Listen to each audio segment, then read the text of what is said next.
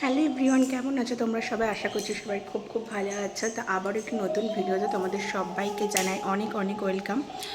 তো এখন তিতিনকে দিয়ে বাড়ি চলে এসেছি।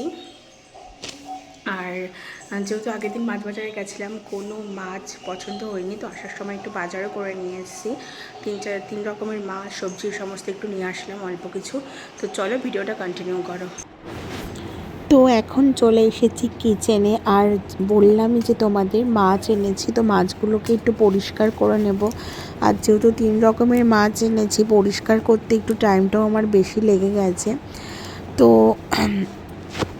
তোমরা ভিডিওটা দেখো। এই সুযোগে আমি একটু অন্য কথা বলে নিই। দেখো, এই চ্যানেলটা একদমই নতুন ওপেন করা। তো তোমরা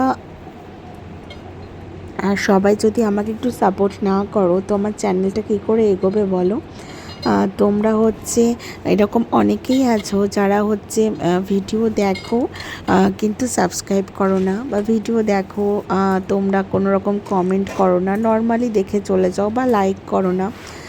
তো তোমরা এখন তো আমি ভিডিওর নতুন তো সবে ব্লগ করছি, তো কেমন করে কথা বলতে হবে বা ব্লগগুলো আদৌ ঠিক হচ্ছে কি না, ঠিক আছে, তোমাদের কেমন লাগছে, এই মতামতগুলো যদি তোমরা আমাকে একটু কমেন্টের মাধ্যমে জানাও, তো আমার ভিডিওটা করতে আমি আরও বেশি আগ্রহ পাবো, এই আর কি।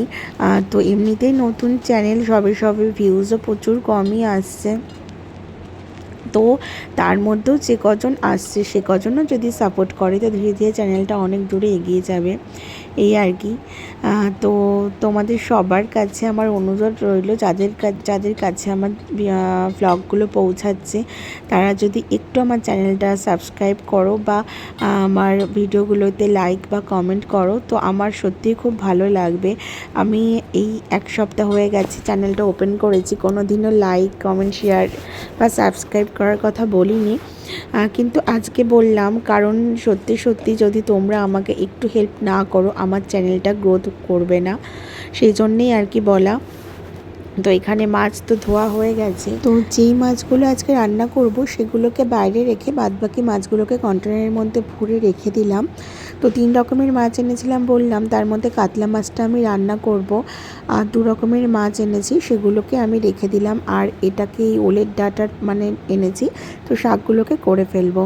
তো এখানে দেখো, মাছে নুন হলুদ মাখিয়ে নিলাম, আর আলু পটল দিয়ে হচ্ছে আজকে কাতলা মাছের ঝোল করব। আর মাছের একটু ফ্রেশ তেলও ছিল, সেটাকেও একটু ফ্রাই করব। তো এখানে আমি রান্না করা শুরু করে দিলাম, আর রান্না বান্না করে নিয়ে আমার তিতিনকে আনতেও যেতে হবে, বাজার যেহেতু করে তারপরে এসেছি, তারপর মাছ টাছ ধুলাম, অনেকটা সময় আমার চলে গেছে, হাতের সময় একদমই কম। তো আমাকে সমস্ত কাজের মধ্যে গুছিয়ে নিয়ে চলে যেতে হবে তিতিনকে আনার জন্য। এদিকে মাছ ভাজতে ভাজতে দেখো আমার মাছের মশলাগুলো করা হয়ে গেছে, আর সবজিপাতিও কিছু কাটা হয়েছে, মাছের যে বললাম তো ফ্রেশ তেল ছিল, তো সেটাই আমি ভাজবো। দেখো এখানে ওটা আলু, পেঁয়াজ, রসুন, লঙ্কা দিয়ে ভাজবো, আর এখানে আমাকে শাকগুলো কেটে নিতে হবে। তো সমস্ত কাজকর্ম গুছিয়ে চলে গেছিলাম তিতিনকে নিয়ে আসার জন্য। তো একটু ব্যস্ত ছিলাম বলেই আর কোনো রকম ভিডিও ক্লিপ নেওয়া হয়নি। তো দেখো তিতিনকে নিয়ে বাড়ি চলে এসেছি। এখন হচ্ছে বিকালবেলা, এসেছি ছাদে গাছগুলোতে একটু জল দেবো, তাই অন্যদিন কি হয় সন্ধে হয়ে যায় আর আলো থাকে না বলে সেভাবে ভিডিও ক্লিপ নেওয়া হয় না ছাদে এসে। তো ছাদে আসতে না সত্যি আমার কি বলবো, ছাদে আসলে আমার মনটা খুব ভালো হয়ে যায়। তো ছাদে এসছি, বেশ হাওয়াও হচ্ছে, হালকা হালকা হাওয়া হচ্ছে, তো গরমটাও একটু জন্য কম লাগছে। আর এখন তো প্রায় সন্ধ্যের দিক, 6:30 প্রায় বাজতে গেছে, হয়তো বেজেই গেছে 6:30। তো এসেছি ছাদে, ভাবলাম একটু ভিডিও ক্লিপ নিই তোমাদের সাথে। দেখো আমাদের বাড়িতে না একটা আম গাছ আছে, লিচু গাছ আছে। আম গাছে প্রচুর আম হয়েছে, কিন্তু লিচু গাছে এবছর কেন জানি না একটাও লিচু হয়নি। প্রত্যেক বছর লিচু হয়, আমার বিয়ে হয়েছে 6 বছর, 6 বছর আমি দেখছি যে আম গাছেও আম হয়, লিচু গাছেও প্রচুর লিচু হয়, কিন্তু এবছর আম গাছে আম হয়েছে। ওই দেখো, দাঁড়াও তোমাদেরকে একটু ব্যাক ক্যামেরা করে দেখাচ্ছি, কিন্তু লিচু গাছে একটাও লিচু হয়নি, দাঁড়াও তোমার দেখাই।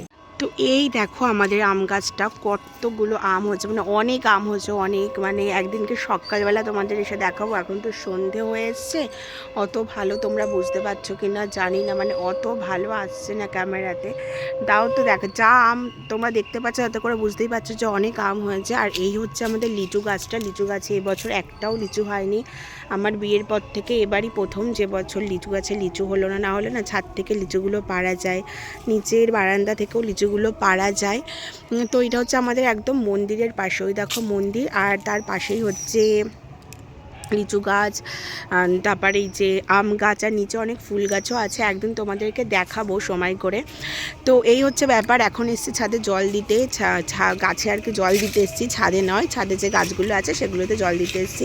তো একটু দাঁড়িয়ে দাঁড়িয়ে মানে কি বলবো প্রাকৃতিক পরিবেশটা উপভোগ করছি। আমার এগুলো ভীষণ ভালো লাগে, মানে কি বলবো মন খুলে গল্প করার মতো তো কেউ নেই। সারাদিন মেয়েকে নিয়ে সময় পাস হয়ে যায়, সারাদিন মানে নিজের দায়িত্ব কর্তব্য পালন করছি, মেয়েকে নিয়ে ছুটছি, এই পড়ানো ওঠানো খাওয়ানো এই করতে করতেই জীবন চলে যাচ্ছে। দেখো আকাশটাও কত ভালো লাগছে, মানে পড়ন্ত বিকেল তো ভীষণই ভালো লাগছে, এই হচ্ছে ব্যাপার।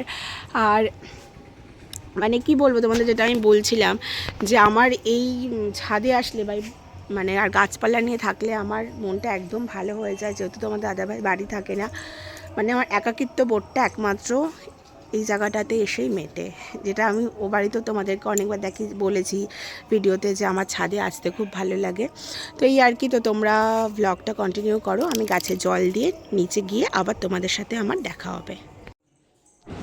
তো আমার সন্ধে দেখানো হয়ে গেছে, এখন তিতিন বলছে যে মা আমি একটু সন্ধে দেখাবো। তো হচ্ছে হাতে ধূপকাঠি নিয়েছে, নিয়ে দেখো এখন ঘুরে ঘুরে সমস্ত ঘরে আর কি সন্ধে দেখাচ্ছে।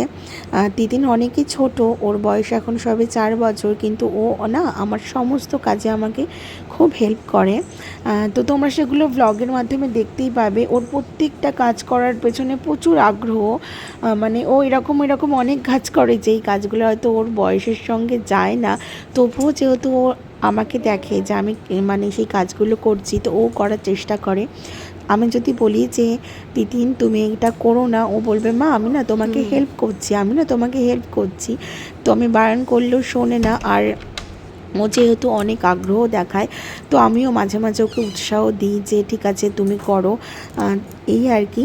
তো দেখো ওর সমস্ত ঘরে মানে কোথাও বাদ দেয়নি, সমস্ত ঘরে ঘুরে ঘুরে সন্ধ্যে দেখাচ্ছে। আমি ওকে বলছি ঠিক আছে থাক, আর সন্ধ্যে দেখাতে হবে না। ও বলছে না আমা ওই ঘরটাতে যাবো, ওই ঘরটাতে যাবো, এই আর কি। আর এখানে দেখো সোফার পাশে একটা রাধা গোবিন্দর ফটো আছে, আর এই ওপরে একটা গণেশের মানে মূর্তি পেন্ট করা আছে।